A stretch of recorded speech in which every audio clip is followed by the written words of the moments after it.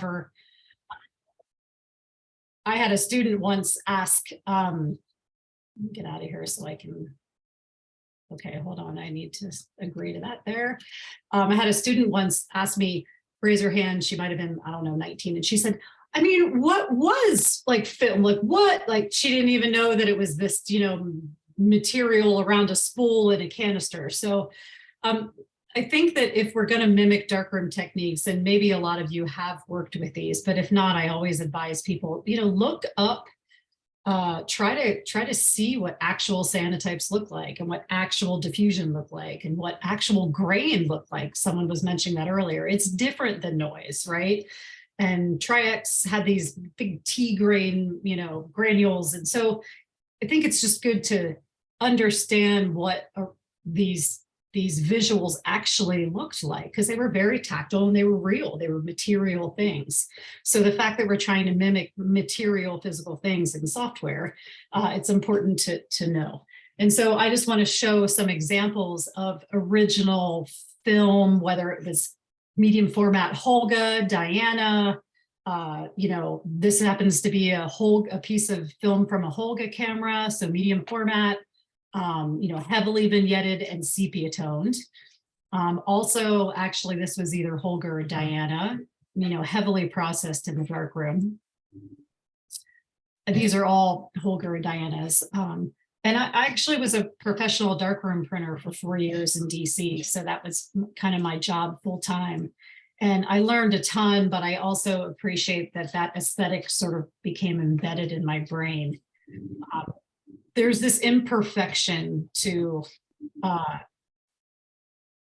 lot of the alternative film processes that I think that we're really drawn to now, because we're perfectionists and type A as photographers anyway, but digital is all about so often being really accurate and being very technical and being able to predict the results. And that's all great. We should be able to do that. We need to be able to do that. But there's this whole other side of photography that is always tactile and experimental and not so predictable.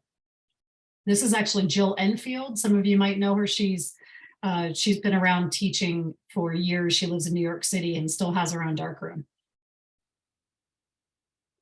Sally Mann, who still works in processes from, you know, the turn of the century. A lot of glass plate negatives. And so just this idea of grain. And, you know, it's funny because I get a little, I'll try not to get on my high horse here, but I get a little perplexed when people talk about noise and grain as if they're the same, because grain was this beautiful inherent characteristic of the film, and noise is a digital issue. It's something, I don't want to say it's a malfunction, but it's not a beautiful part of what we're creating. And grain was, as some of you might know, we chose our film based on the grain structure often, not just the ISO, but we would maybe push the film or pull the film, or so just to get, again, visuals of what these actual things look like. So this is all film that I'm showing you. And then diffusion in the darkroom was, you know, often we would use you would get under the enlarger, and between the enlarger lens and the paper, you would put some sort of material that would diffuse the light. And we often used pantyhose or saran wrap that we would stretch on a wire hanger, and then we would cut out the center, and the center is where it would stay focused if you wanted. So like an image like this, where the rocks are, is where the center was cut out. And then we would move the diffuser, whatever material we were using, and depending on how long you diffused, how long you let the light come with diffusion or without it, determined how diffused it got. But what it really did that was so beautiful is it softened the edges, and then it also it always sort of lifted the highlights to this beautiful brightness that was really lovely. So I'm showing you diffused, not diffused images here. So it often flattened the contrast as well. This is different than all the others. This is actually a digital file that I processed to look diffused. And then toning. Toning was so much fun in the darkroom, right? Toning is what you did after you processed the image and fixed it and washed it. You would, depending on what kind of toner you were using, some of them you would just throw it into the toner after, like cyanide, like sepia or selenium. But then there were processes like cyanotype or Van Dyke Brown, where you actually coat the photographic paper with a chemical that is the cyanotype or Van Dyke, and you expose it. And the cool thing about cyanotypes is they've been around since almost the very beginning of photography. These are, within 10, 20 years of when photography was discovered. And this is Anna Atkins, who was a botanist and found this process to be this really beautiful way to show the intricacies of the plant life that she was trying to record. So when it's cyanotypes and Van Dyke, it's contact print. So the images go directly on the paper and are exposed, or you can do something like a negative. And all cyanotypes and Van Dykes, unless you really trimmed your edges with tape to make it really straight and clean, most of them have these brush marks because you're actually brushing the emulsion onto the paper.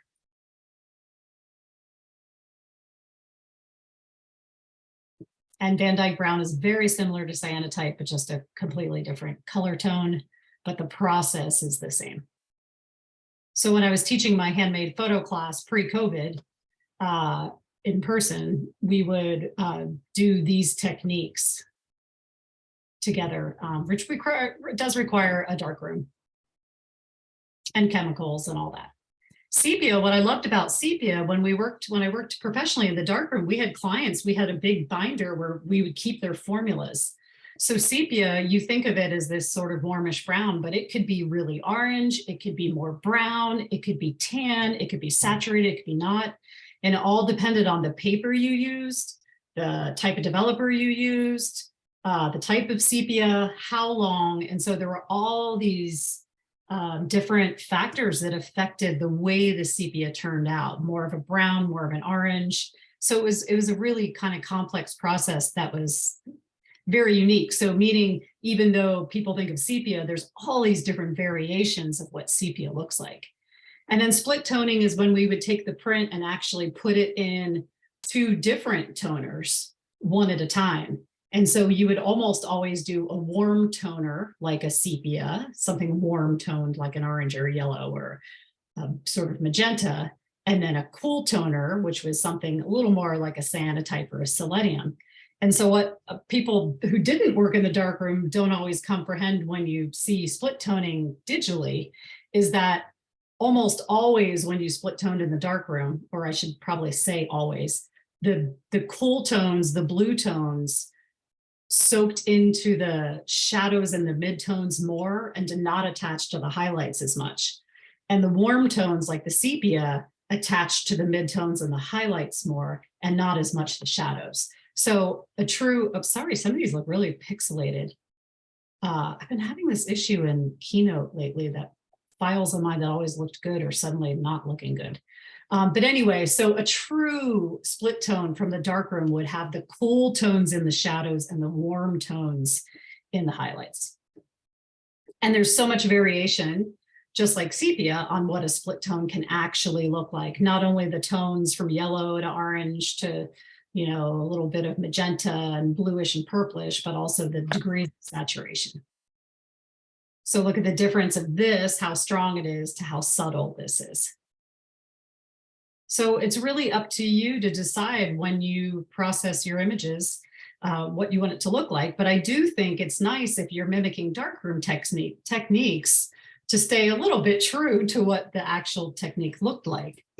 And then solarization was sort of invented by the surrealists. So we say Man Ray. I mean, it's hard to say who actually invented it.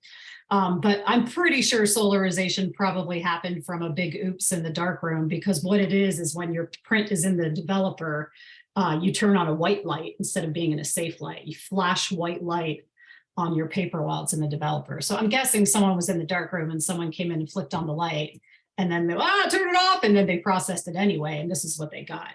And so it creates this almost negative, odd sort of reverse version with these glowing edges. There's Man Ray, and that's a solarization of his. And then everybody knows the look of infrared. Now, the key with infrared, if you're going to mimic darkroom techniques, is that the subjects in a scene that were affected by infrared film the most were subjects that reflected the most infrared light. So plant life, right? So meaning if you shoot a brick wall and then try to make it look like infrared in software, because you can do that, it's not going to be true to what infrared actually look like, right? Because it's things like sky and plant life that would reflect that infrared light the most.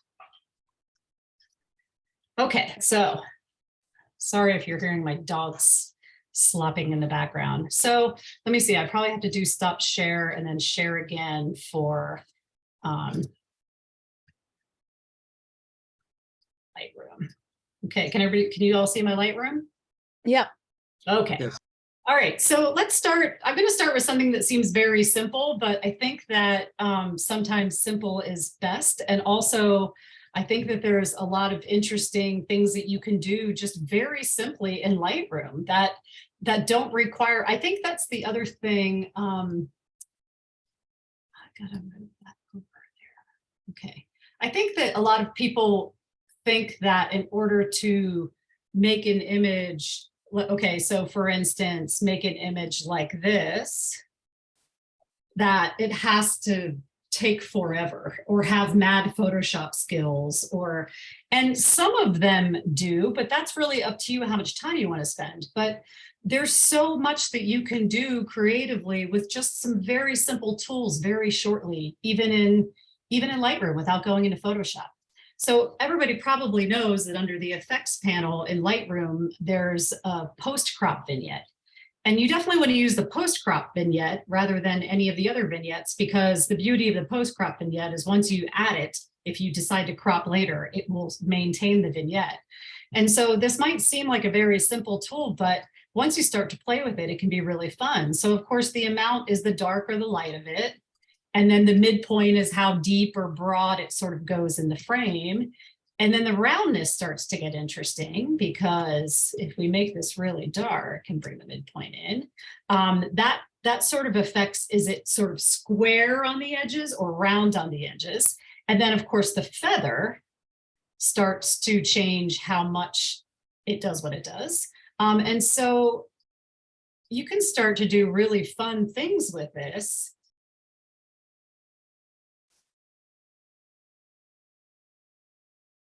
By starting to get borders that look a lot like, our film borders used to look like, whether you're doing that in the darkroom or whether you're doing that with old Polaroid film. So just by playing around with the midpoint roundness feather, you can start to get this sort of really old look to it, right? And of course, you could go light with that, with the border. You can go dark, which would be a little more traditional. And then this highlight slider allows the highlights to not be knocked down, or allows the highlights to kind of breathe through the vignette. And so then you start to get what begins to look like, sort of a light leak, Holga Diana type of image or border. And so just simply playing around in the vignette here, and then, add some grain, and wow, you suddenly have something that looks a lot like original film. So lots of fun stuff you can do in there. And then rather than going bumping back and forth, actually that's going to be, let me think about that. So I want to get into Photoshop, but I'm going to have to keep stopping and screen sharing. Let me just do that.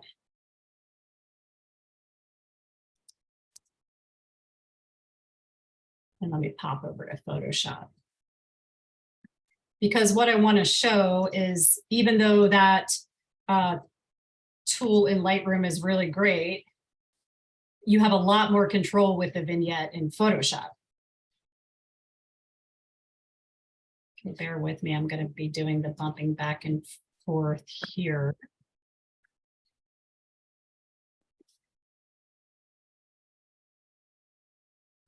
Okay, hopefully everybody can see my Photoshop now.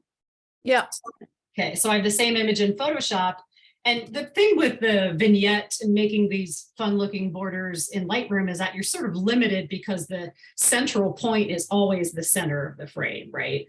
That it comes out from the, it's again, the central point. But the beauty of Photoshop, and I'm just going to breeze through Photoshop here as if most people know it. I was told that a lot of people do. So if you're not adept at Photoshop, just sit back and at least enjoy the visuals of what we're doing. And, try not to worry too much about following along with all the technical stuff.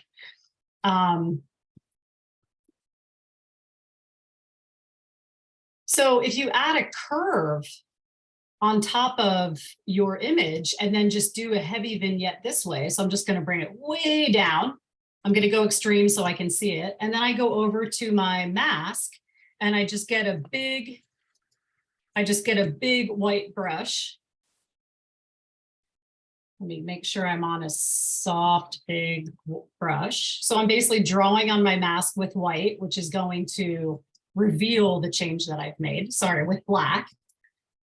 The beauty of this is you can totally shape your vignette now. So this is what my mask looks like so far. And so what I can do, maybe I don't want my vignette to come out from the center. Maybe I want my vignette to be all around this sort of structure here. And so if I just alternate between my black and my white brush, and I'm going extreme now so I can actually see where I'm painting. Okay, but I can always go back, double click on my curves, and now I can bring this up so it's a little more gentle, right? But now if we have our before and after, now you can sort of manipulate where that central point is on your vignette. Maybe you don't always want it in the middle of the frame. Maybe you want it wherever the subject is, somewhere else in a PowerPoint. So the beauty of doing it in Photoshop is you just have a lot more control over where your vignette goes, and basically where anything goes, because that's sort of the way Photoshop works, right?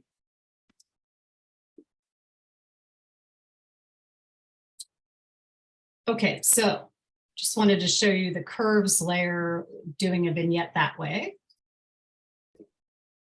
Okay, let's do some fun toning stuff. So I love using this image. It's an old historical image, and I know it's a tad low quality, but it's just so beautiful for toning.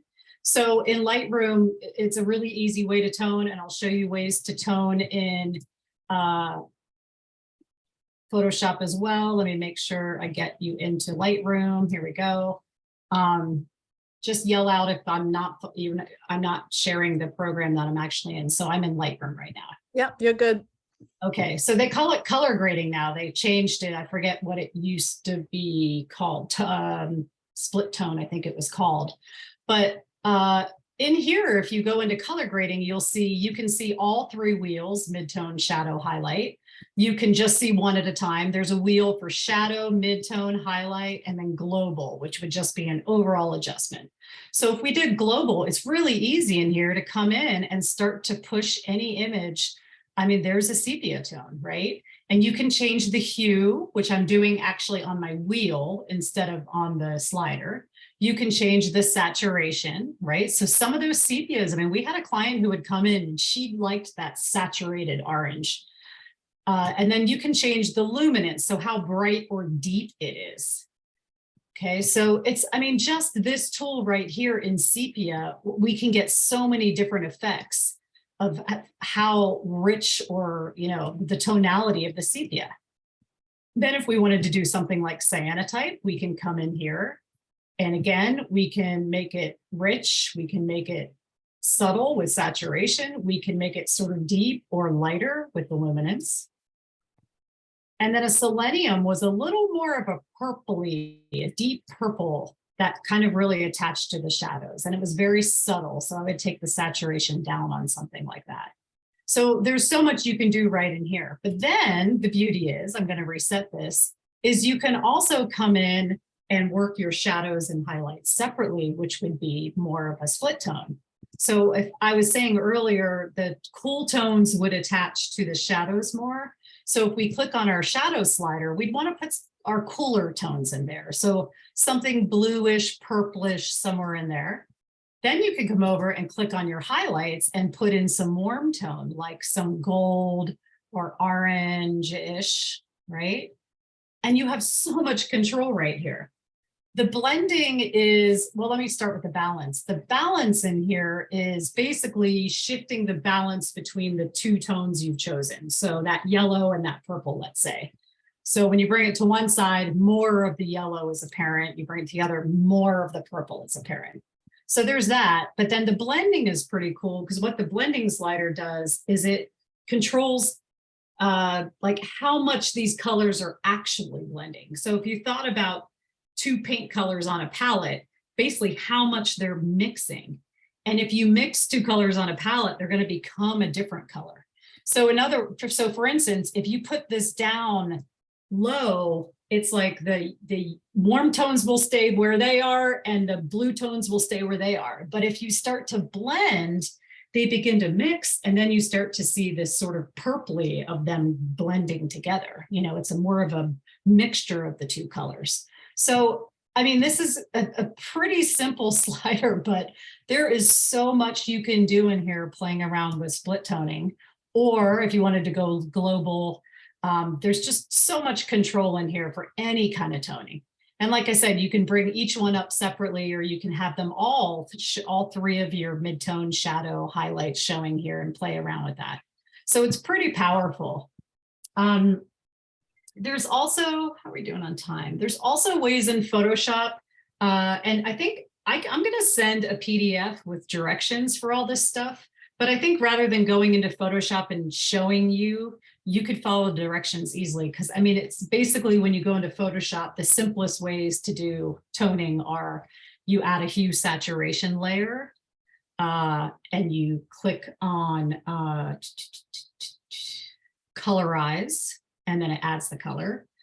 You could do a black and white adjustment layer and you click on tint, or you do a photo filter. So maybe when we go back to Photoshop, rather bouncing back and forth, I can show you, but so much power right here just in this color grading tool in Lightroom. So let's play around with some diffusion. And diffusion, I showed you some of those examples. I just loved it because it was, it just created this other sort of ethereal feeling to images. And you had so much control over what you really wanted the image to look like, depending on what material you diffused with and what tool you used. So the first thing I'm going to do is I'm going to turn this to black and white by just clicking black and white on Lightroom, because you would usually diffuse in the darkroom, so that makes sense. And it would always make the highlights sort of really bright and glowing. So I'm going to bring the highlights and the whites up. When I look at this photo, this is my friend Athena and I from almost 20 years ago now, and I am shocked at how different I look. So anyway, I didn't need diffusion then, now I do. So highlights, whites, I'm going to bring those really up and make it bright. And then a simple way to mimic diffusion in Lightroom that's really easy is you have the clarity slider and you also have the dehaze. And so if you bring the clarity down, you start to get this glow. I mean, it looks very much like diffusion in the darkroom. And then you can try to play around with the dehaze a little bit. If you go too far, it just looks like too much. So it's sometimes just a gentle balance of bringing in that dehaze. And then maybe you come down and you add a really heavy vignette. And now, you know, you got something that looks really close to a darkroom print. And then maybe, well, I wouldn't add grain because diffusion was all about sort of the softness. And it's great for women's skin because great for women's skin. It's really fast and easy and beautiful. And so just a really nice way to do simple diffusion. Just the key is making sure the highlights are brighter than everything else, and it did lower contrast too. So you might even want to come in. I mean, that's what you're doing with the clarity slider. Clarity affects mid-tone contrast. So you are actually lowering the contrast of the midtones, but you could also come in and actually lower your contrast slider, which would be a little more realistic as well. I think I'm just gonna, let me see what else I have. I think maybe I'll hop over to Photoshop here. Let me reset this. And I'm gonna open this into Photoshop. And then let me. Okay, is everybody seeing my Photoshop? Yep. Yep. Okay, thank you. Okay. So let's start with a really easy way. If you would Google, diffusion in Photoshop, there would be a gazillion ways to do that. And of course, as you all know, that, what do they say, 10, 50 ways to skin a cat. There's so many ways you can do everything in Photoshop. The part of the reason I like to share them in classes is because I've worked through all the methods, and some of them are just really horrible, and some of them are convoluted, and some don't make sense, and some of them are just really easy. And so this is one that's just really easy. And basically, we're going to add a black and white layer, and we're going to do just what I did in Lightroom. I'm going to brighten the reds and the yellows to get that skin tone nice and bright.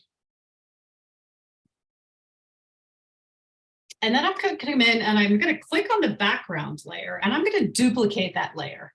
And there's a couple ways you can do that. I hit Command J, which duplicates the layer. But you can also, of course, drag that layer down to the plus icon, which just adds a background copy. Okay.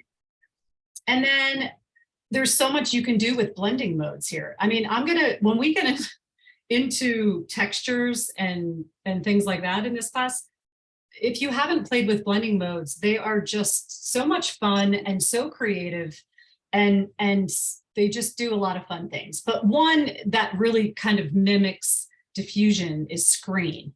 So in case you don't know what blending modes do, is they affect how two layers interact with each other. So of course, Photoshop is all about layer hierarchy, right? And so by changing the blending mode of this top background layer, I'm changing the way it interacts with the layer below it. And so screen, rather than get into what all the blending modes did in the algorithms, and I'm not sure I could even tell you all of that, but notice how you start to get this really light, beautiful sort of airiness. And then if you actually add a Gaussian blur to this top layer,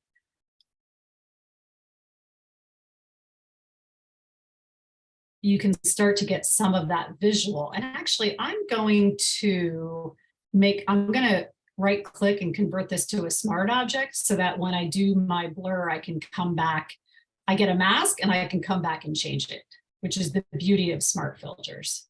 So I'm just going to bring it up to tad and say, okay. And now you notice, because I did a smart filter, there's a mask with it, and I have the option of going back into that blur by double clicking it and making it more or less. So it's ever changeable. And before smart filters, once you added a filter, there was sort of no going back. You just had to delete the layer and start over. And now, because this is the beauty of Photoshop, because everything's in layers, I can eternally, in all sorts of ways, change this image. So I can double click on my black and white and maybe say, oh, the highlights got to be too much. I can come in with the mask that's on the Gaussian blur. And let's say I decide that I don't like that our eyes are so blurred out. And if I come in with a black brush,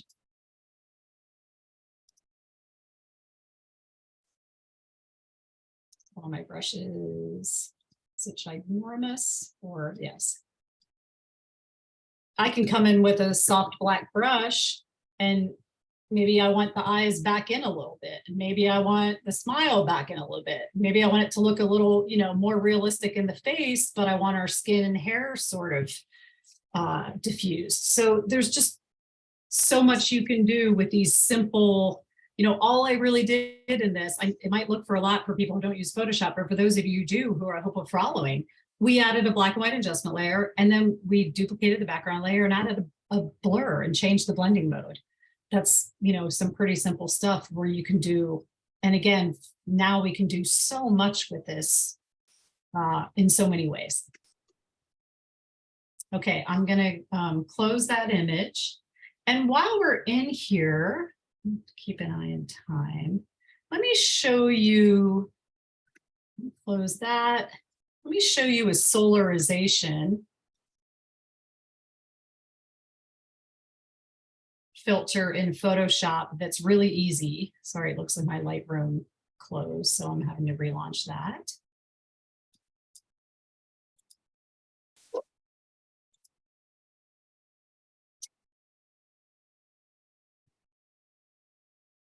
Give me a sec while I get this open in Photoshop. Is everybody seeing my image in Photoshop of a girl in rollers? Yep. Yes.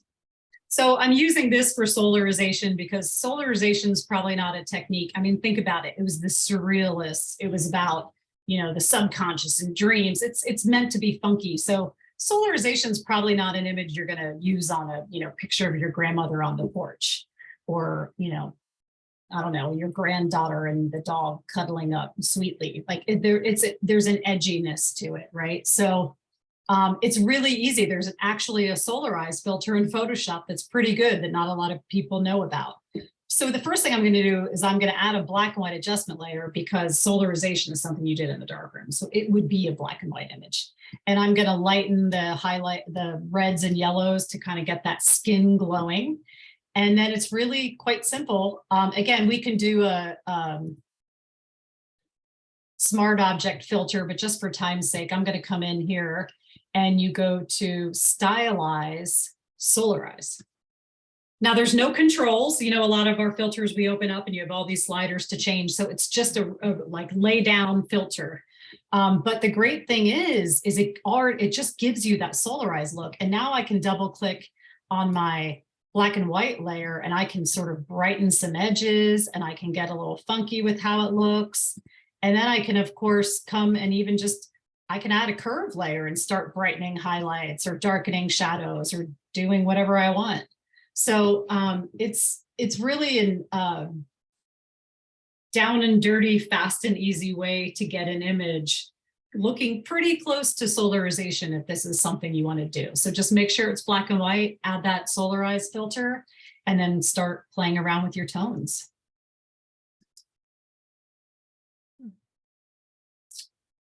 All right, so let's go into some fun border stuff. Let me open up a couple images into Photoshop. Okay, so let me show you, I'm going to bring you back into Lightroom here because in case you don't know this, I want to make sure you see it. So hopefully you're seeing my Lightroom. Yep. So, okay, great. So I'm going to select, so as you see here in my catalog, I have lots of different images, but I have all these kind of borders, and you can scan a film border and use it. You could draw a border on a piece of paper and scan it or photograph and use it. This happens to be one that I have from an old piece of film, and I just scanned it and then I went into Photoshop and got rid of the image that was inside of it, and I just used the border. So, you know, if you have old film, you can scan it or photograph it, and this is one that I just drew on a piece of paper with some paint. So there's lots of fun stuff you can do with borders. So let's just grab a couple here, a couple images. Let me do, I'll do this one, my doggy. So I'm going to select 2 images, and then in Lightroom, I was using the keyboard shortcut this whole time, which is Command E, edit in Photoshop. If we come the long way here and come to edit, why am I blanking? Photo, sorry, edit in. It's when you use keyboard shortcuts, you forget the long way. So photo edit in. This command, open as layers in Photoshop, is one that we're going to use a lot in this class, and one that's a really great kind of quick way to get multiple images into Photoshop as layers. So rather than open 2 images and then copy and paste or drag and drop, suddenly our 2 images are in one file as layers, which is great. So as you can see, I have the border on top, and then I have my dog underneath here. And let's just go ahead to make it a little more realistic. I'm going to click, remember, Photoshop's about layer hierarchy. So when I add a new adjustment layer, We don't see your Photoshop right now. Oh, thank you, thank you, thank you. Yep. Thank you. Okay.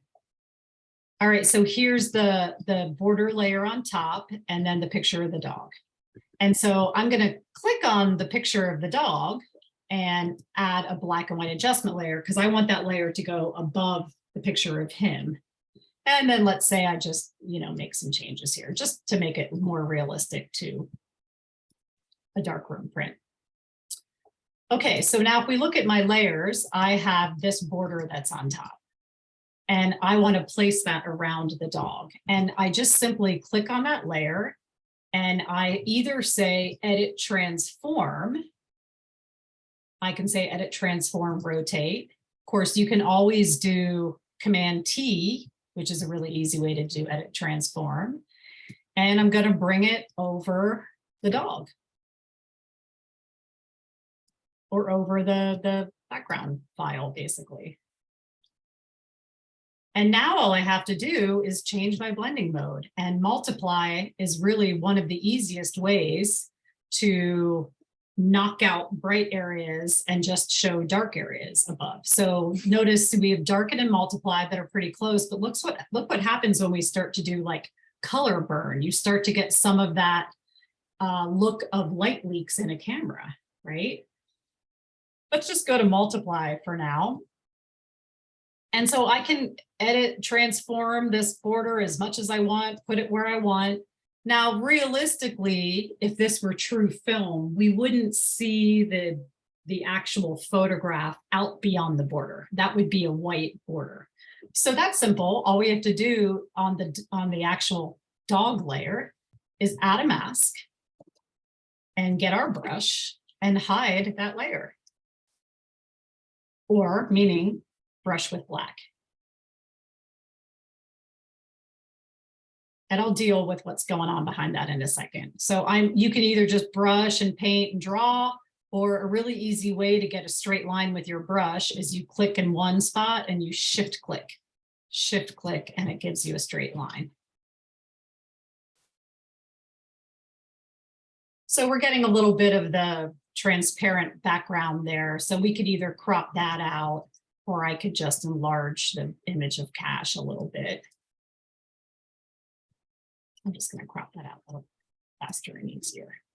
So suddenly you have this really beautiful image that looks so much like a piece of film, and because it actually has the true film border that I just scanned or photographed, right? And so if you understand just the simplicity of, I shouldn't say a simplicity, because it's not, if you don't understand it, it's not simple. But what I would say is so many people ask, oh my God, how do I even begin to learn Photoshop? The key to Photoshop is understanding layer hierarchy. Like if you understand layer hierarchy and then masks, if that's all you ever understood in Photoshop, you can do so much. Meaning all these other tools can bring you lots of joy and fun, but until you understand those fundamentals, and if that's all you understand, you can do so much. So just understanding that hierarchy, understanding what a mask does, and understanding black and white on a mask will do, wonders for your Photoshop. So just to show you, we have the original image here. And then I added a black and white layer above it, and then I added the border above it. And I created a mask where I sort of erased or hid the rest of the image of the dog to get these white borders. Well, this is great. Do you want to take a pause about now? Yeah, let's do that. I'm just thinking, I never even thought of trying to do what you just did. I have used borders in software like Nick or Topaz. One of them have some, I can't remember which one it is, but there is software that can kind of mimic things pretty good too. But I like the idea of like using my own. So I never even thought of trying to do that before. And a lot of people, when I do classes like this, ask me, well, like, what about all the plugins? And my answer, I've been using Photoshop and then Lightroom for, almost 20 years. And my answer is always, I can get plugins, but if I can do it on my own, then I don't need 10 million plugins. And also plugins are, well, it's someone else's formulas, and not that you can't mold them to be your own, but again, I guess my attitude's always been, if I can just do it, then I don't need all the plugins. But plugins are great if you don't know how to do all these things. They're really quick and easy ways to add cool stuff, borders and textures and all that stuff. But if you have the skills in Photoshop, then it's sort of superfluous to start getting a bunch of plugins. Yeah. I just wonder, because I've dabbled with the darkroom as well, and I'm still interested in a darkroom. Do you go back and forth between digital and darkroom, where you use maybe like even like a cyanotype print, let's say, and you digitize it and then you do something else to it, or vice versa, where you take a digital photo and you scan it, or you make a digital negative out of it? Do you go back and forth between the two processes much?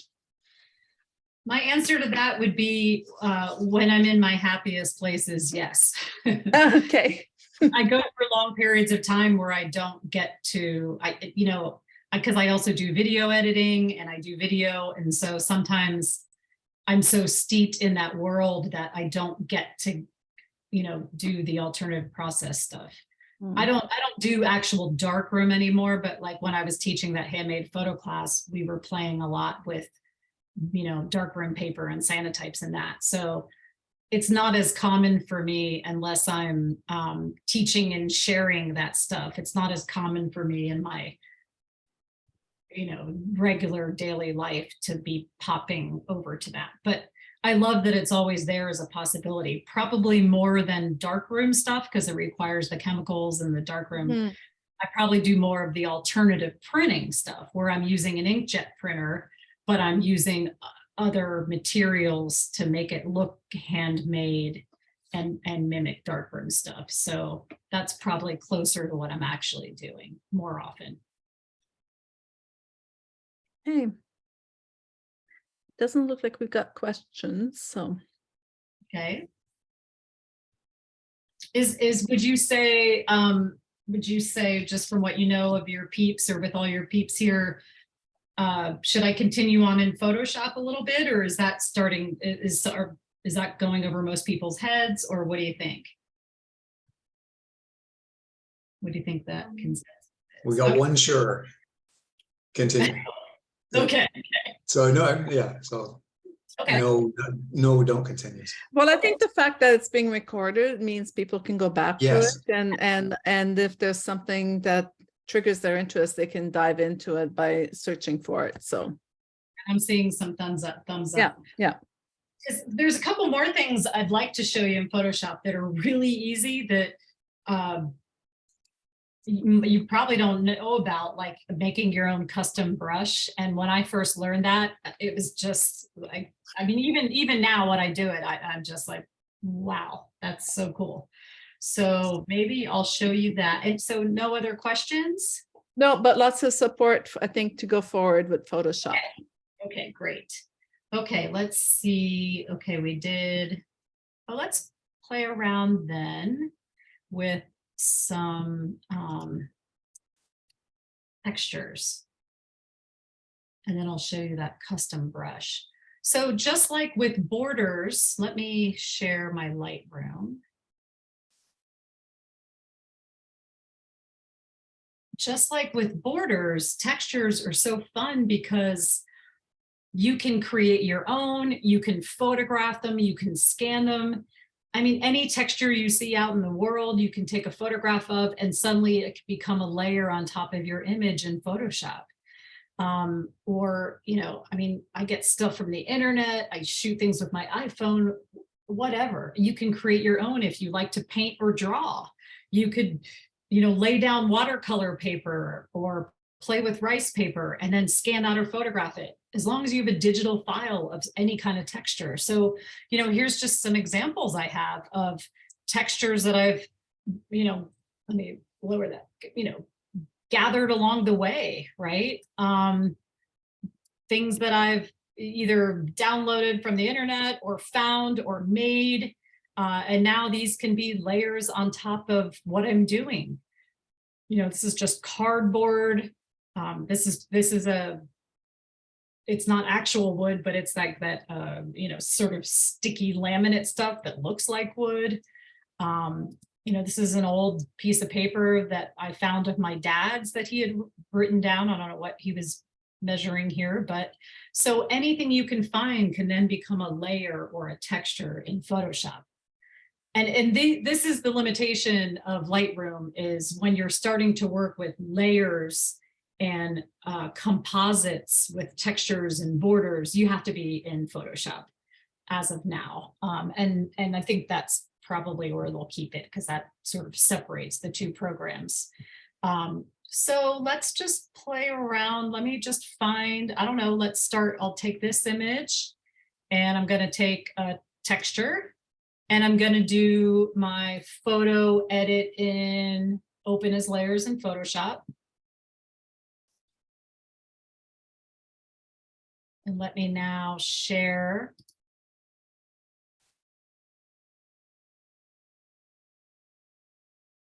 Photoshop. Okay, so just yell if you're suddenly not in the same program as me.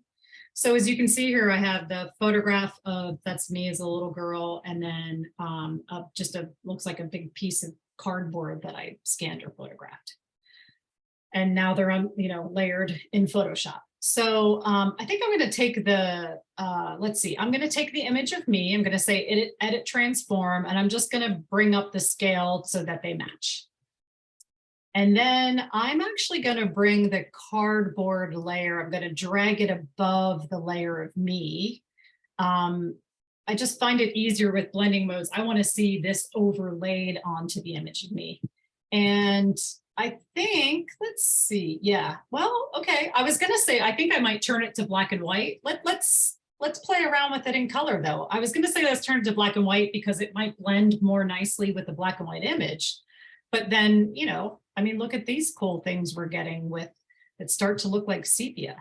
So the beauty of blending modes is just, I mean, all you have to do is put your mouse over them and you get all these cool effects. And keep in mind, if you see something you like, but it's too much, you can always lower the opacity of that layer and it's going to completely soften the effect, right? So if you see something you kind of like, but it feels too strong, there's lots, you know, you can lower the opacity, you can mask areas out that you don't like. So I'm just flipping down through all the layers here, all the blending modes.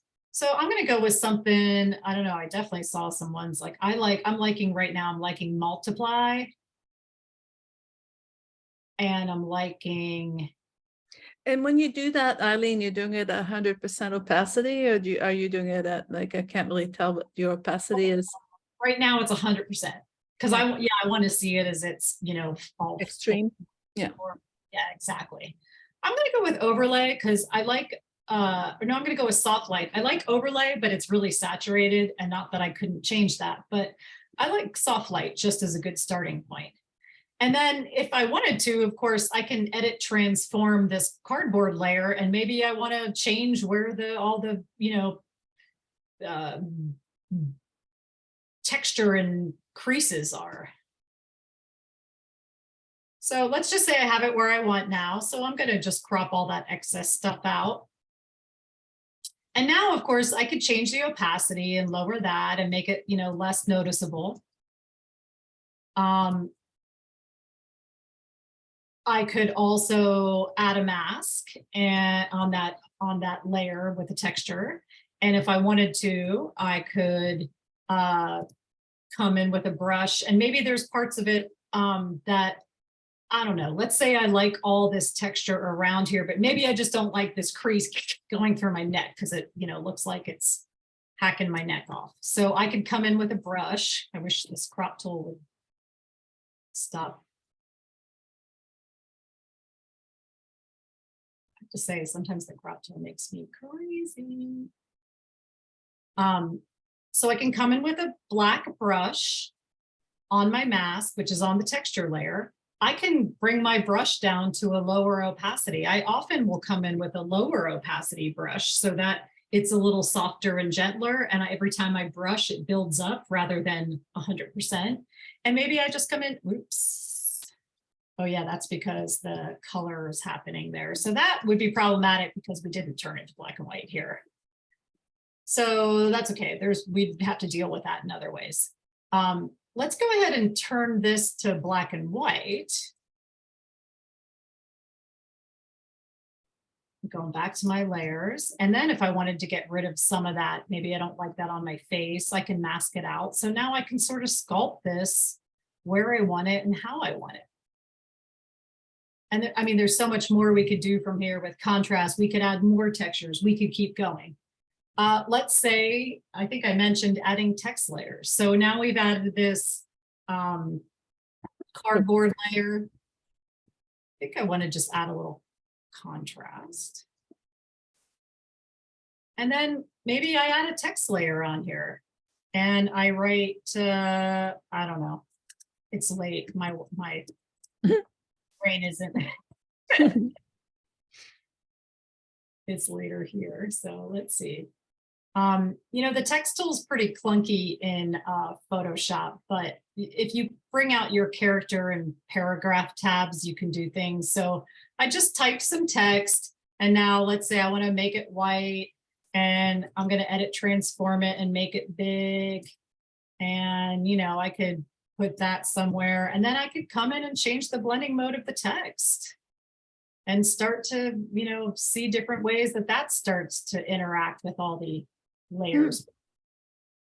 That's cool. Yeah. So once you start to work with layers and even layers and blending modes start to become, you know, so much you can do and just opacity, right? Okay, let me close out of there. Okay, I want to show you before our brains shut down. I'll show you another text. Well, let me show you another texture.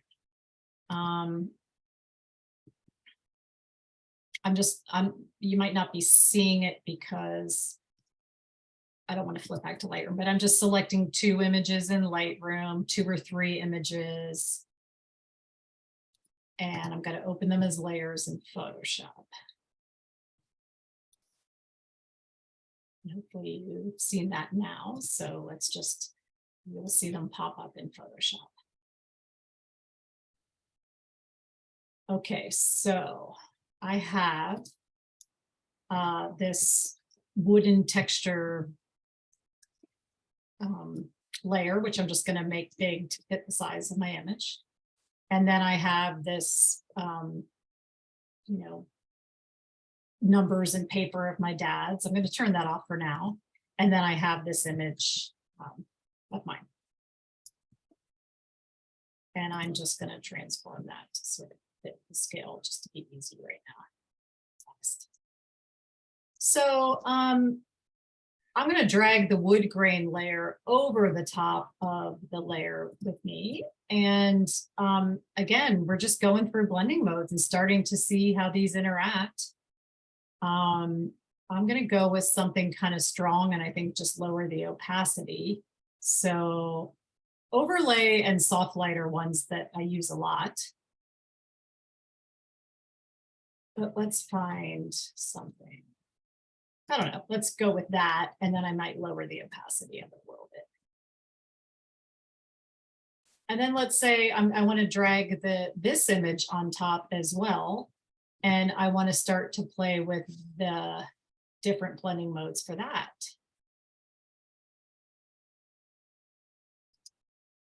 And I kind of like that now the letters are becoming white. I'm going to bring the opacity of that wood grain. So, you know, again, I'm just playing here in front of you, but all this is, I mean, there's no masks right now. There's no selections. All this is right now is dragging 3 images into Photoshop as layers and playing with blending mode and opacity. And so, you know, it's, you can have gobs of fun. You know, if you have a partner, they might never see you again. And you're all as you simply just play with layers in Photoshop. But there's so much you can do with just blending modes and opacity. So even for Photoshop users who aren't really comfortable with masks and all that, just drag a bunch of images in, open from Photoshop, edit in layers, and just start playing with blending modes and order and opacity. And there's just endless amounts of fun there. Okay, I want to show you, let's see, what image should I use? Or should I use, let's use this. Yeah, okay, I'm going to open an image. So I just have this image. I think it's like some kind of star map that I scanned or downloaded from the internet at some point. I'm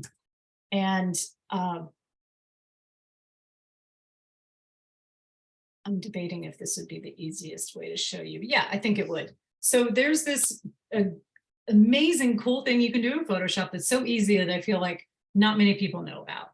And it'll make your jaw drop. So basically any image, let me take that back. Any file that you have open in Photoshop, you can create, you can turn into a custom brush. Okay, so this image is open. It's just an image I opened, but it's black and white, and it's also really line drawing linear, which helps. Okay, but I can take this image and I can simply go to edit, define brush preset. Okay, edit define brush preset. I'm going to name it Constellation. I'm going to say okay. And now I have a brush that looks like this image. And if you go, as I have my brush tool active, if you go into all your brush selections, it will append to the end of your brush palette under special effect brushes. Well, it's not really under special effects. It's like basically in your own user brushes. So now I can open an image. Let me go back to Lightroom. That's some way it's not going to go back to Lightroom. Let me just stop share really quickly here.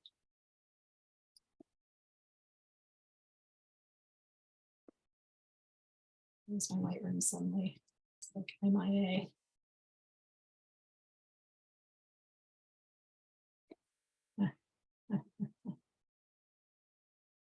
I have to say you're really good at navigating Lightroom to Photoshop on Zoom. I haven't seen a lot of people be that good at this. Okay, there we go. I was like, right now I'm not, because I can't find my Lightroom. I jinxed you. Yeah. Okay, let's just find, oh, that's really low res. That's okay. It's a low res photo of my dad. Let me get Your that. Photoshop. Okay, let's see. I'm in Photoshop. Okay, here we go. Are you seeing a picture of an old young guy that was my dad a long time Yep. ago? Yeah, okay. Yes. So I can grab this brush and I can make the brush in any color I want. And now I have a brush that is that thing that I just drew, right? This is probably a grayscale image, which is why it's, oh no, it's saying color. Oh, because I didn't actually choose the color. Let me go back to white though. It doesn't matter about the color, but now I have a brush that is that picture that was there before. And so it's kind of mind-boggling. Let me show you another. You can start from scratch. So let me show you. You can create a new image, file new. You can make it, I don't know, let's make it 600 by 600. There's limitations to how big the brushes can go. It can be grayscale because brushes only work in grayscale. Make sure it's a white background. And now in here, I mean, heck, you could come in here and draw something, or you could come in here and grab another custom brush and start doing things with this custom brush. It's because my opacity is down. You can start, I don't know, let's just say I start grabbing a bunch of things, you know, from all my little funky brushes. It really doesn't matter what I'm doing here. My point is you can draw, make, you can type. Okay, and then you say, get out of there. Oh, we'll have to flatten this file because it needs to just be a regular flat background file. And then you can say edit define brush preset. And now you have a brush that looks like the file that you just had open. And so it's kind of mind-boggling that you can create your own brushes from anything you want. So I can go into Lightroom and I can bring up, I'm going to open in Photoshop. I can bring up a picture of my dog and I can make it black and white. And I can, if you increase the contrast, it always just makes the brush, you know, the more of like a line drawing it is, the better. Okay, let me just flatten this. And I can say edit define brush preset. And now I have a brush that is the picture of my dog. And so custom brush. That is so cool. It is so cool. You could draw in cursive. You write your name.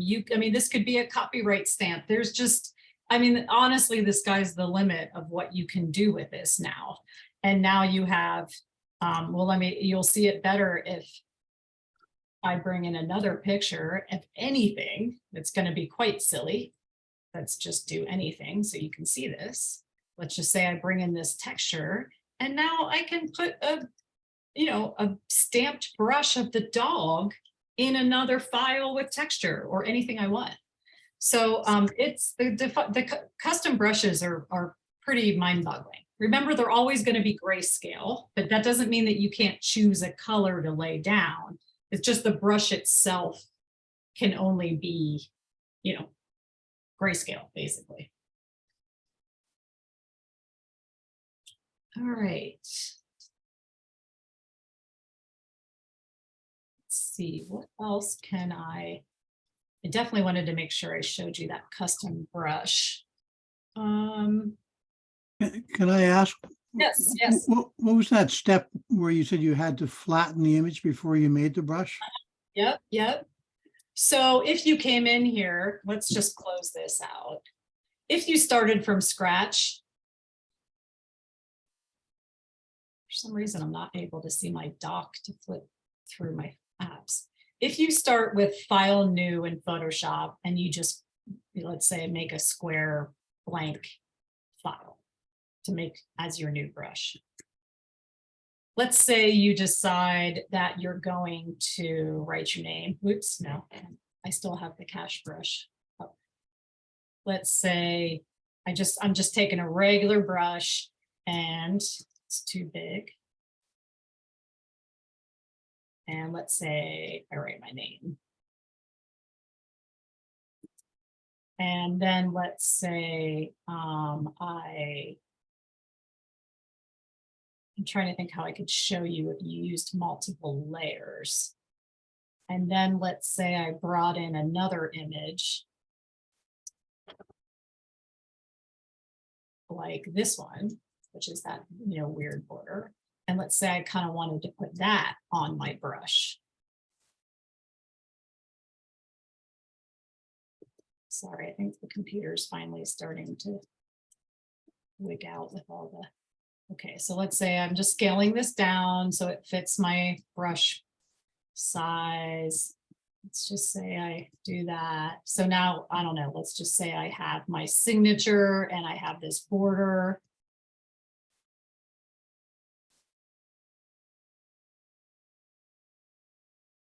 I'm just changing my blending mode.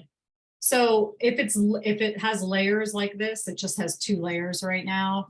That can't be a brush. It has to be flattened. So in my layers palette, I came up to the little flyout menu and I said flatten image. Because if you ask it to find brush preset without doing that, it'll just make the one layer into a brush. So you just have to collapse the layers into one. And then you can say edit define brush preset. Hey, thank you. Yeah, you're welcome. So there's a couple comments about crazy tip, and I'm painting with my airplane brush now. Don't know. I know, when the first time I learned this, I just, my mind went, what? I mean, yeah, it's pretty cool what you can Yeah. do So, with yeah. just a brush. And other appreciation for showing us that tip. Yeah. Sure. And I want to say thank you for agreeing to let us record this, because I think certainly from my point of view, I'm going to go in and look at a few of these a few times, I think, or a couple more times. Yeah. Yeah. Good. So you know what, let me just take just to kind of, you know, finish up. I mean, we can keep going. I know it's 9:12, well, here, but to just show you how easy it is. Actually, let me actually do this in Lightroom, because it's just as easy to do in to take an image and to turn it into something that looks like a darkroom image in no time at all. Okay, so I can take this image, I can turn it to black and white, I can go to color grading, I can give it a global sort of cyanotype adjustment. I can go down to my effects and give it a nice heavy vignette, and I can even start to play around with that vignette looking like an old border.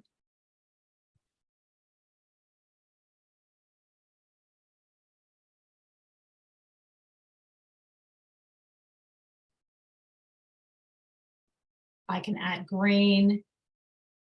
So just to zoom in so you can actually see the grain. And I mean, I just did that in 3 minutes, right? And suddenly it looks like, you know, not a digital file.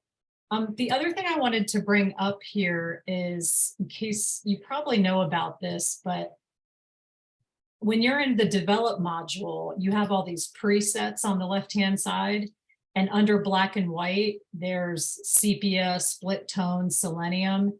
And I don't know that I would if you just click on these for your image, it's going to kind of be out of the box. But I like to use this as a preview sometimes of like, what would this look like in selenium? What would this look like in sepia? What would this look like in split tone or infrared?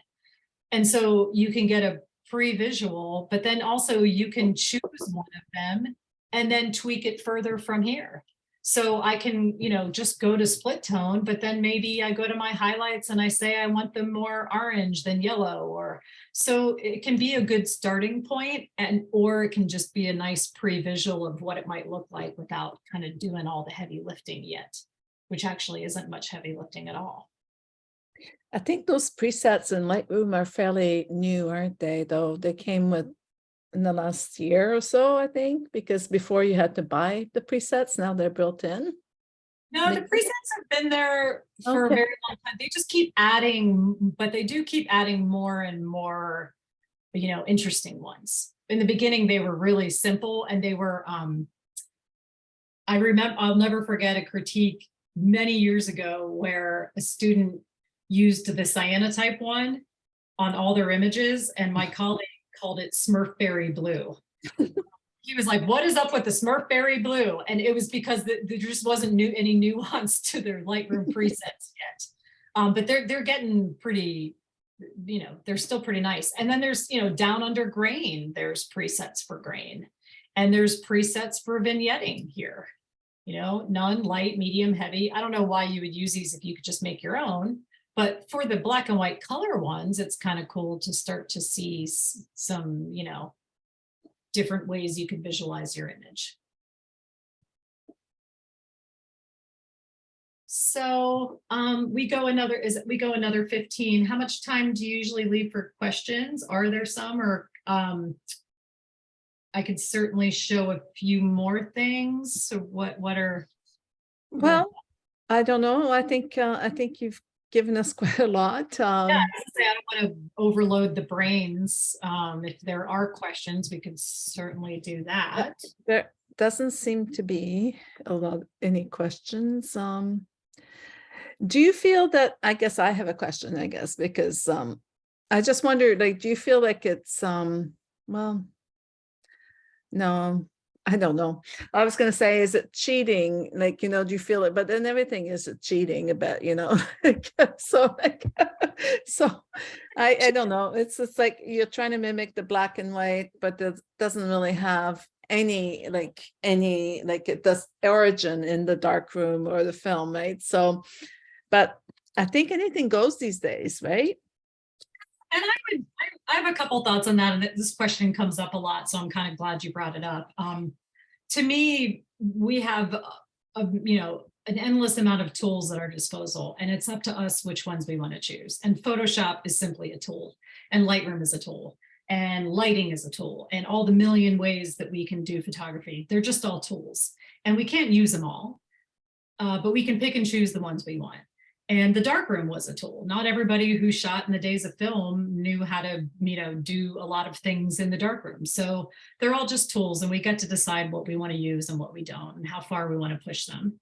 And so I never think that it's cheating, because quite frankly, I worked professionally in a darkroom for years on end. And you know what? Being in the dark 8 hours a day, every day around chemicals for 4 years probably took a toll on my mental health and maybe my physical health.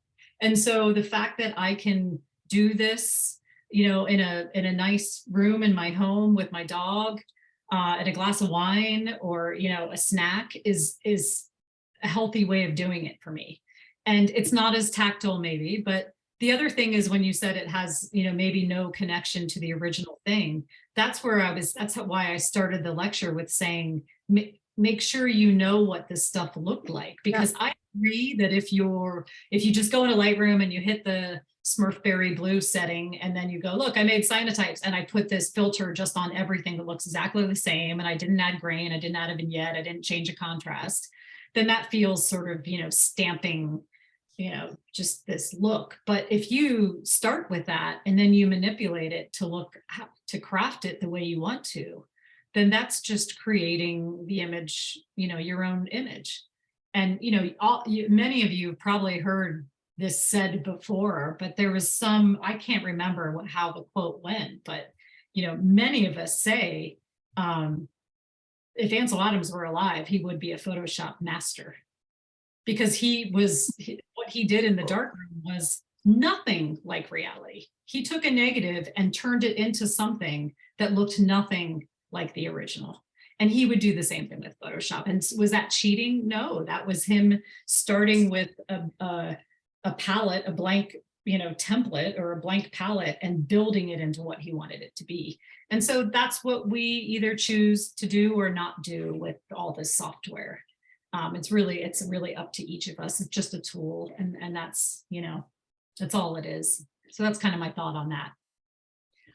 We have one question asking whether you can mimic a tin type plate in Photoshop.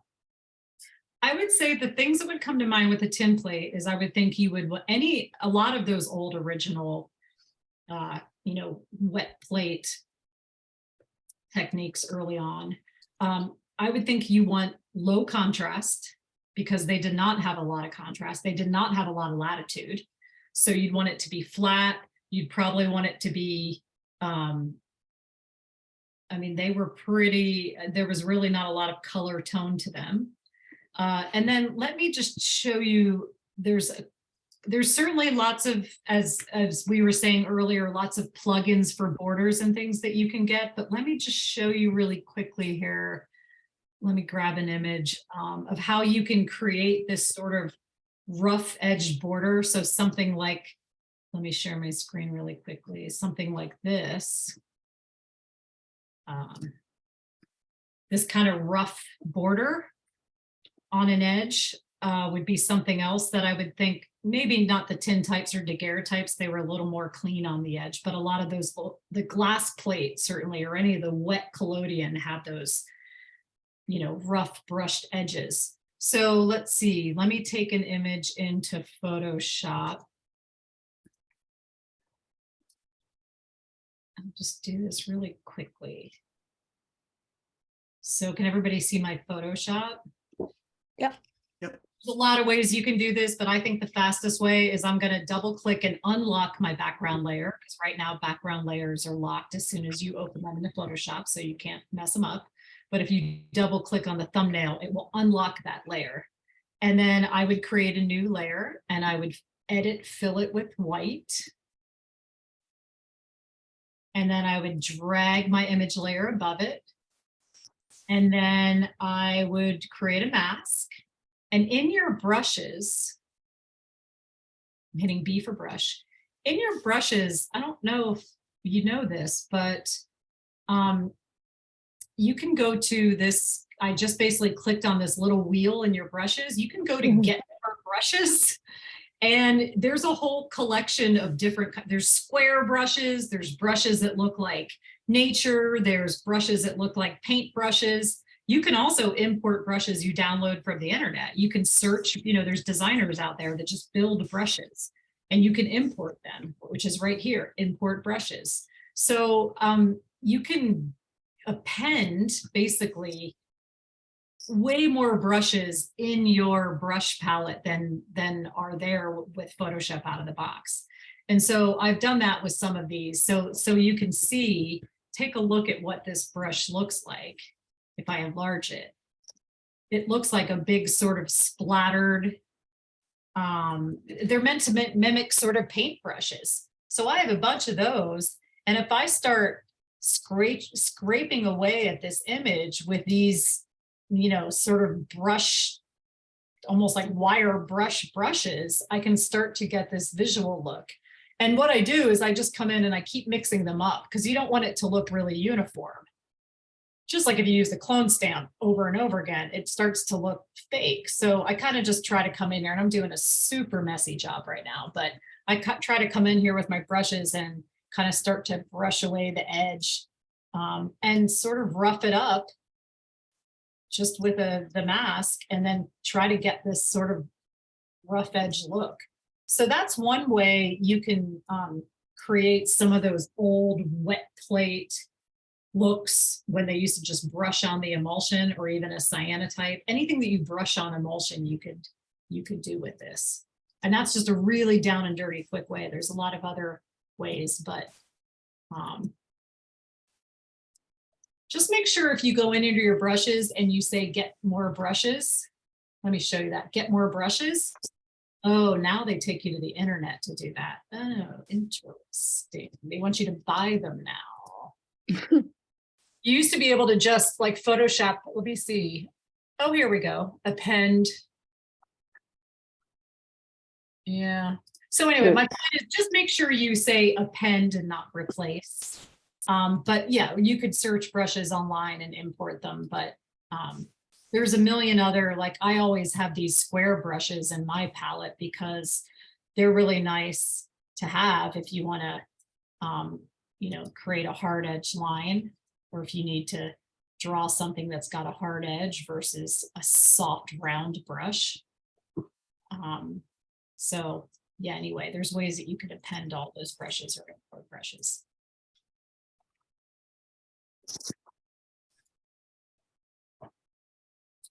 Let's see, what else? What else can, any other questions? No, I think everyone's just overwhelmed by like the possibilities that you've given us tonight, and I think we all need to thank you so much for allowing us to record this, because this is definitely the kind of presentation that will benefit from repeated viewing, I think, especially from some of us like me. I'm not actually that proficient in Photoshop, so I get, I know my way around a little, but you've definitely escalated the level. Yeah. And there's lots of positive comments in the chat.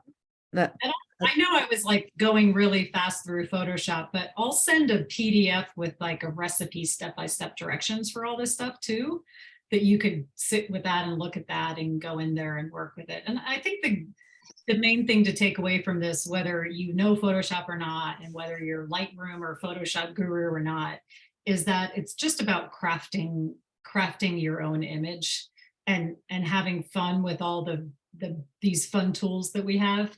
And that even just showing you in Lightroom, there's very simple ways to do really cool things that, you know, just take our images somewhere else. So I never want there to be a lot of pressure that you have to become a Photoshop expert, because that's so not the case anymore. Lightroom is such a powerful program, and there's really simple ways to do really fun stuff that don't require, you know, bending your brain in Photoshop.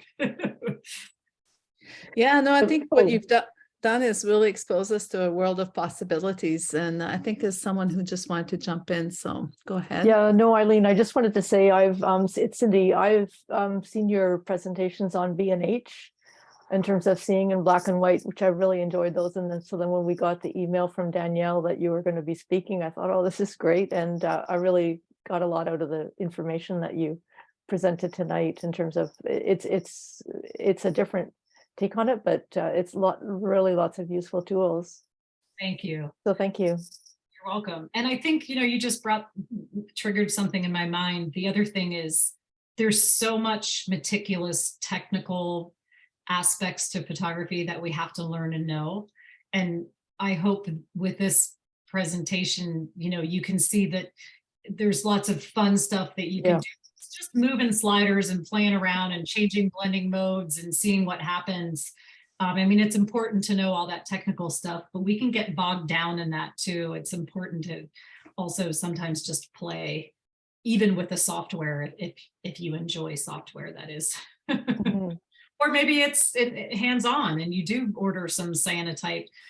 There's so many kits now where you can mail order things like cyanotype or Van Dyke Brown, and they make it really easy to do without, you know, a darkroom and chemicals. And so you could play hands-on too and do lots of fun stuff if you don't like sitting in front of the computer. Well, I'm looking forward to exploring brushes, which is a whole other world that I have not explored yet, but you just opened up like so many ideas for me. So it's going to be really fun. And yeah, so we got lots of great comments of thanking you. And yeah, someone else echoing that just seeing someone who's so comfortable jumping from Photoshop to Lightroom and back is wonderful. Yeah, that's really a talent, I think. You're a pro at that, then lots of kudos. So yeah, that was great. Thank you so much, Eileen. Thanks for coming, everyone. Thanks very much. Thank you. Awesome. Thank you. That was great. It was wonderful. Yeah. Thank you very much. Thanks a lot. Great night, everyone. Anything. Thank you. Good night, everyone. Thank you. Awesome, awesome presentation. Thank you. Feel free to email, you know, questions or reach out anytime.